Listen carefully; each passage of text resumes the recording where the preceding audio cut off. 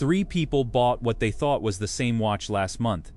They paid 3 different prices, only one of them actually got a deal, and it is not the one you're expecting. Denise is standing in the jewelry section of a Walmart in Ohio, holding a Timex Easy Reader up to the light. Her son graduates from high school in 6 weeks.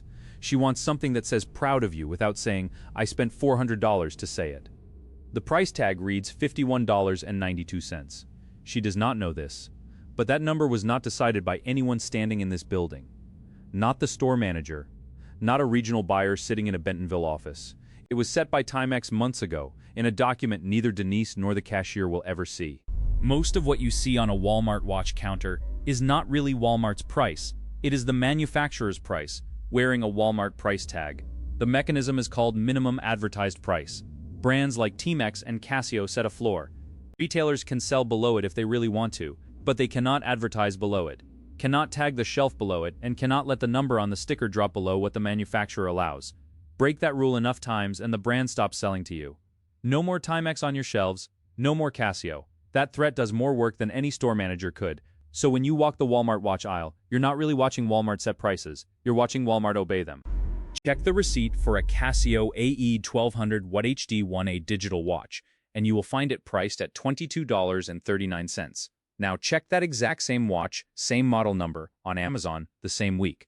$22.39. Not close. Identical to the cent. That is not a coincidence. That is a floor doing its job. Walmart's watch selection leans almost entirely on 2 names, Timex and Casio. Digital sport watches, easy reader dials for people who do not want to squint.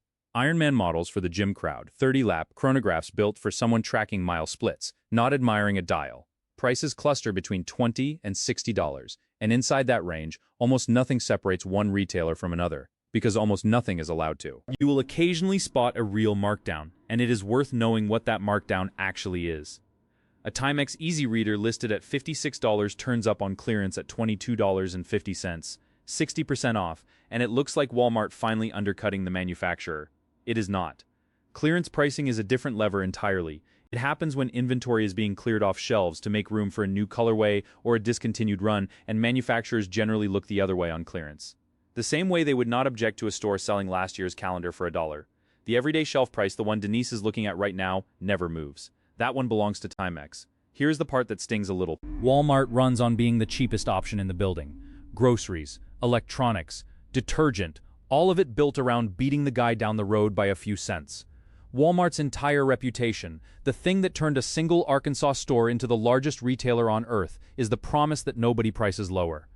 And then you get to the watch counter, and the store that built an empire on being cheaper simply cannot be cheaper here. Not because it does not want to, because the manufacturer will not let it. That is the part most people never clock while they are standing at the counter deciding between a black band and a brown one. The store is not competing. It gave up the fight before you walked in, and it did not tell you. Denise buys the Easy Reader. It is a fine watch. Reliable movement. A battery rated to run for years. The kind of thing that will outlast the graduation gown it gets worn under. She has no idea she just paid the exact price Timex told every retailer in America to charge. She thinks she found a deal. She did not find a deal. She found a floor. Which store do you actually trust more for a basic watch? Walmart or Target? Drop your answer below, because the next 2 chapters might change it. Timex has run this way for decades, long before minimum advertised price had a name anyone outside a legal department used. The brand built its entire identity in the middle of the 20th century on being the watch that survived anything, dropped, shaken, strapped to a paint mixer in a commercial and still ticking. That reputation is worth protecting, and the easiest way to protect it is to make sure no retailer can cheapen the brand by racing another retailer to the bottom on price. A watch that costs $8 somewhere does not survive being dropped in the customer's mind the same way a watch that costs $52 does, even if the movement inside is identical. So the floor is not just a pricing tool, it is a reputation tool. Wearing a pricing tool's clothes, Walmart could not undercut anyone even if it tried. Wait until you see a retailer that was never trying to. Marcus works the electronics and jewelry section at a Target outside Atlanta. Twice a week, someone asks him the same question, does Target have anything nicer than the Timex stuff? He usually says no, because he is right. Target's watch selection is thinner than Walmart's, not wider. Fewer models, fewer brands, the same 2 names doing most of the work. Timex, Casio, Occasionally a fashion piece under a private label that nobody buys twice. Where Walmart at least stacks volume. Dozens of Easy Reader variants and Iron Man colorways spread across a full end cap. Target curates down to a shelf you could photograph in one frame without stepping back. And the prices? Run the same test. Casio's 10-year battery world time watch, the orange one, model AE 1004 BVCF, $13.99 at Target during a promotional window, $15.19 at full price. Check Amazon for the same reference number, same week. $15.19 check Walmart. $15.19 three retailers. One number. That is not competition. That is three companies reading off the same sheet of paper, and none of them wrote it. Here is what makes Target's version of this story a little sadder than Walmart's. Target has built its whole identity on curation, on the idea that fewer, better chosen things justify a slightly higher price elsewhere in the store. Walk the aisles for home goods or apparel and you feel it.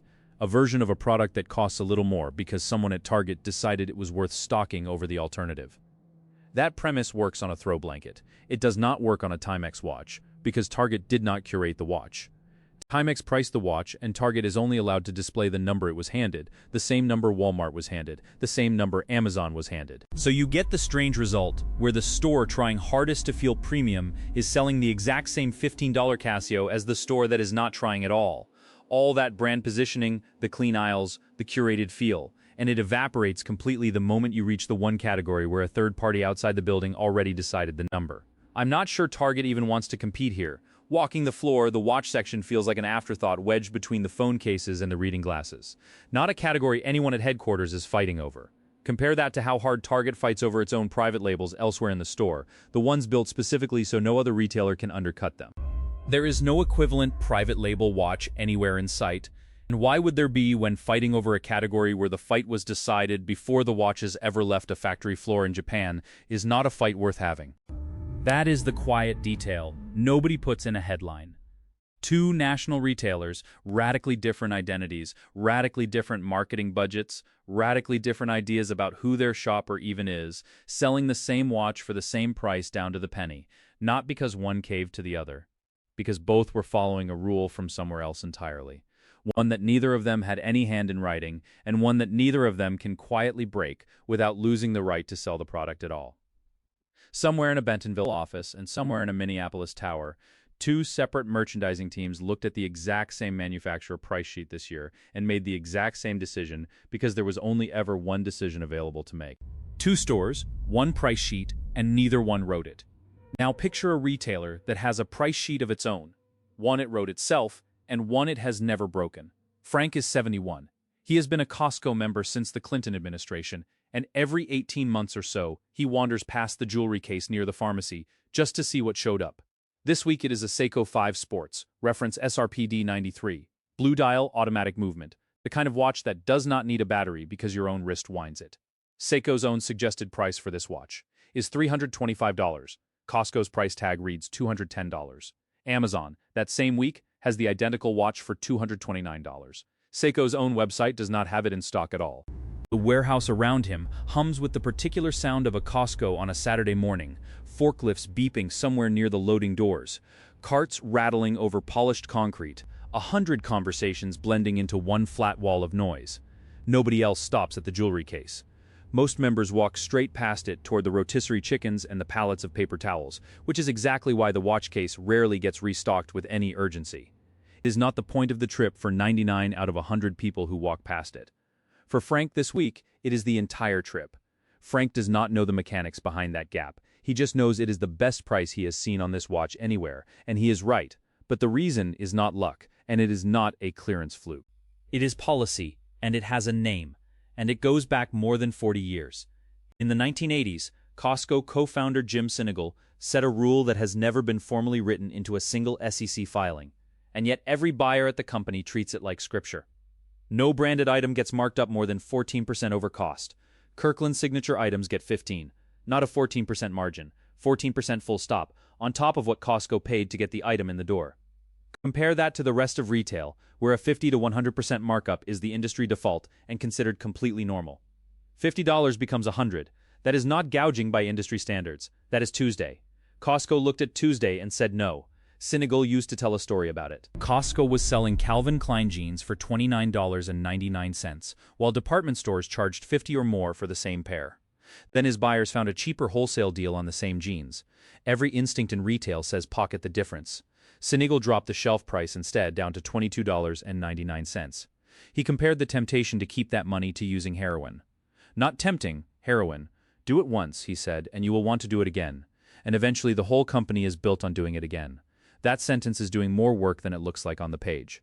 Most retailers treat their margin as something to protect and, when possible, quietly expand. Senegal treated margin creep as an addiction to be avoided on purpose. Every single day, on every single item, including a Japanese automatic watch, nobody at headquarters was thinking about that morning. This is worth sitting with for a second, because the honesty of it is unusual. Senegal was not saying overcharging is illegal, or that customers would necessarily notice a 3% bump. He was saying almost the opposite: nobody would notice. That was the danger.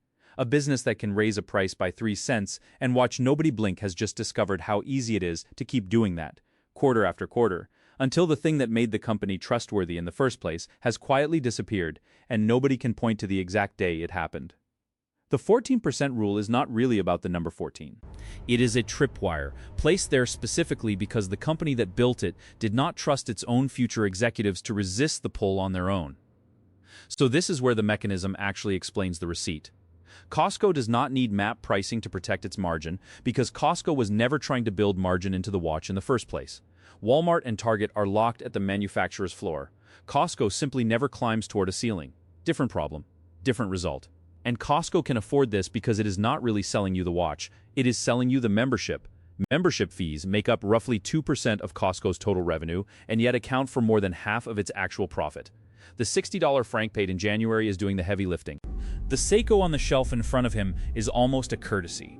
That is the real trade, and it is worth saying plainly. You're not getting a $210 Seiko because Costco discovered a hidden discount. You're getting it because you already paid for the discount back when you renewed. There is a cost to this model too, and it would be dishonest to leave it out. Costco does not carry every Seiko reference or every Citizen line or anything close to a full catalog. What shows up in the case is whatever Costco's buyers negotiated this quarter, and it rotates. Frank has watched the SRPD 93 vanish from the case for months at a time before it quietly reappears, sometimes at a different price entirely. Earlier this year, it sat closer to $180. By the time it resurfaced this summer, the tag read $210. Same watch, same warehouse, a $30 swing with no announcement and no explanation, because Costco does not owe you a press release when a wholesale deal shifts. You cannot walk in looking for a specific model on a specific day and expect it to be there. Selection is the price you pay for the discount, the way convenience is the price Walmart and Target shoppers pay for guaranteed availability. We will come back to that trade-off in a moment, because it matters more than the price tag does. Comments. There's a second name worth putting next to Seiko here, because one data point can look like a fluke. Costco's case regularly rotates in Citizen models as well. Automatics and eco-drive pieces that never touch a battery because they run on light instead. The exact discount varies, watch to watch, and Costco does not publish a discount rate the way a clearance sale would, but the underlying rule stays fixed, no matter which model shows up in the case. Every branded watch that rotates through Costco, Seiko, or Citizen is capped at the same 14%, whether or not any single week produces a headline-worthy price like the Seiko did. Costco's watch case is small compared to the fashion counters at a mall, and tiny compared to the ocean of options online. But everything in that case is playing a different game than the Timex and Casio pieces at Walmart and Target. Automatics instead of quartz. Stainless steel cases instead of resin. Movements you can actually feel ticking against your wrist instead of a battery quietly dying on a shelf somewhere. The compliment matters here, because it is easy to make Costco sound like the hero of this story and everyone else the villain, and that is not quite true either. Walmart's selection is useful for exactly what it is. A $40 Timex that survives a decade of gym bags and school pickup lines is not a bad watch. It is an honest watch, priced honestly by the people who make it, sold without pretense by two different retailers who never had a say in the number. But if the question is which of the three actually undercuts what everyone else charges for the same category of watch, the answer is not close. It is Costco, and it is not because Costco tries harder. It is because Costco built a rule that makes trying harder unnecessary. Consider what the 14% number actually protects against. The industry default for retail markup. The range every pricing textbook and every markup calculator will hand you sits between 30 and 100% over wholesale cost, with keystone pricing, and even double, treated as the honest baseline every retailer starts from before adjusting up or down. $50 in cost becomes $100 on the tag, and nobody in the industry calls that gouging. That is simply how retail has worked for the better part of a century.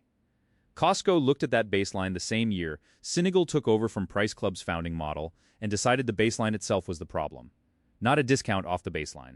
A different baseline entirely capped low enough that it could never quietly creep upward the way Senegal watched every other retailer's margins creep, year after year, 3 cents on a bottle of ketchup at a time. That is the part of the mechanism people miss when they call Costco cheap, like it is a compliment about mood or intention. Cheap sounds accidental. 14% is not accidental. It survived a merger with Price Club in the early 90s, survived Senegal's own retirement as chief executive, survived being tested against Wall Street analysts who spent decades telling Costco its margins were too thin and its employee wages were too generous and its whole model would eventually buckle under its own restraint. It did not buckle. It is still the rule on the tag Frank is reading right now. 2 stores that cannot move the number. 1 store built around never letting the number climb. So which one actually wins? Line the 3 up and the pattern gets almost embarrassingly simple. Walmart and Target are not competing with each other on watch pricing at all. They are both complying with the same manufacturer floor on the same handful of Timex and Casio models at prices that match down to the cent because the math was never theirs to control. Costco is the only one of the 3 running its own pricing rule. A self-imposed 14% ceiling that has held since the Reagan years, and it is the only one of the 3 selling automatic movements at prices that beat the open market by a real, measurable margin. On a pure dollar basis, watch for watch, category for category, Costco wins, not by a little. A $325 Seiko for $210 is not a rounding error. That is a 35% gap that Amazon cannot match, and that Seiko's own storefront was not even stocking that week. So if the only question is which register hands you the lowest number, you already have your answer. Run the numbers side by side and the gap gets even clearer. A Casio watch that costs $15.19 shows up at that exact price at Walmart, Target, and Amazon simultaneously, a difference of $0 between 3 national retailers. A Seiko automatic with a suggested price of $325 shows up at $210 at Costco during the same window that Amazon is charging $229. And Seiko's own storefront has none in stock at all. In human terms, 2 of these 3 stores cannot save you a single cent no matter how hard you look. And the third one just saved a shopper 35% off what the brand itself suggested you pay. On a watch you can actually wind by hand. But that is not actually the only question. And pretending otherwise would be selling you half a story dressed up as the whole thing. Denise did not want an automatic. She wanted something her son could wear to a graduation and then forget about for 4 years of college. No winding, no servicing, no worrying about a movement that stops if it sits in a drawer too long. The Timex did exactly that job for $52, available the same afternoon, no membership card required at the door. For her, the expensive watch was the right watch, because the thing she was actually buying was reliability without maintenance, not the lowest number on a price tag. Frank wanted something he could wind by hand and hand down eventually, something with a movement instead of a chip.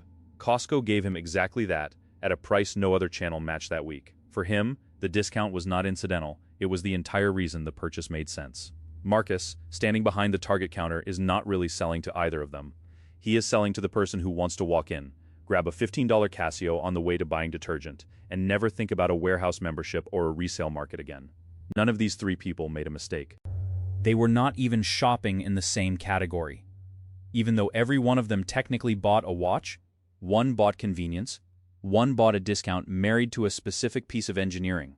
One bought speed and never wanted anything more complicated than that. Think about what each of them would have lost by shopping somewhere else.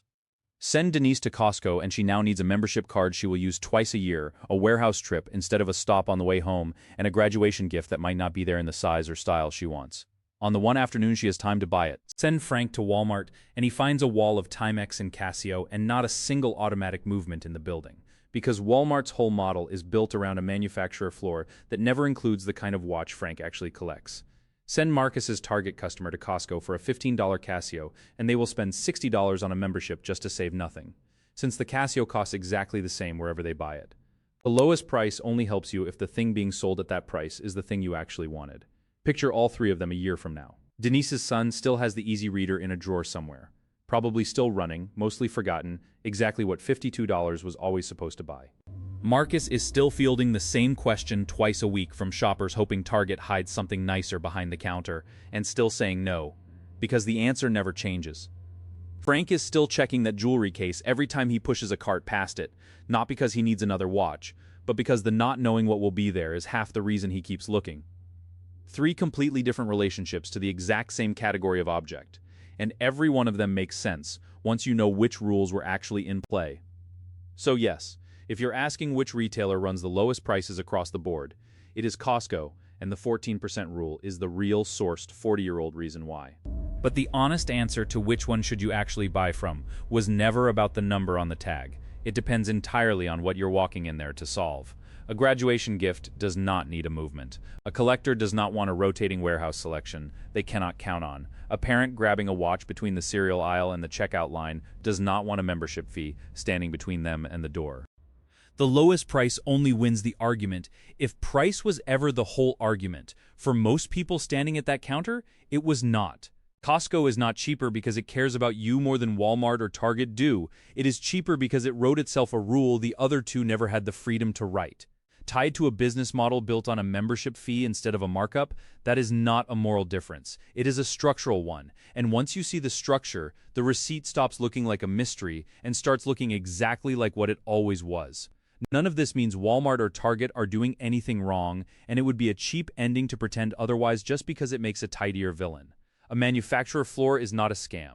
It is a fairly reasonable way for a company like Timex to make sure its watches do not get raced to the bottom by two competing warehouses trying to out-discount each other into oblivion. Denise's $52 and Marcus's customers' $15 bought exactly what the label promised, at exactly the price the label promised it at, from a retailer with no room to move that number in either direction. There is a kind of honesty in that, even if it is not the same kind of honesty Frank found under Costco's fluorescent lights. What changes once you understand the mechanism is not which store to trust. It is what question to even ask at the register, not who is ripping me off, because the answer, most of the time, is nobody. The better question is, who actually controls this price? Because once you know that, you know exactly how much room there ever was to negotiate, discount, or wait for a better deal. At Walmart and Target, on a Timex or a Casio, the answer is almost nobody. At Costco, on a Seiko or a Citizen, the answer is a 40-year-old rule that has outlived every executive who complained about it. If you have ever stood at a watch counter wondering why the numbers never seem to move no matter which store you're standing in, that instinct was not wrong. Two of these three counters were never allowed to move in the first place, and now you know exactly why, down to the legal mechanism that keeps them frozen. Drop below and let me know which one of these three you would actually walk out of with a watch on your wrist, and why. Hit that subscribe button, like this video, and subscribe.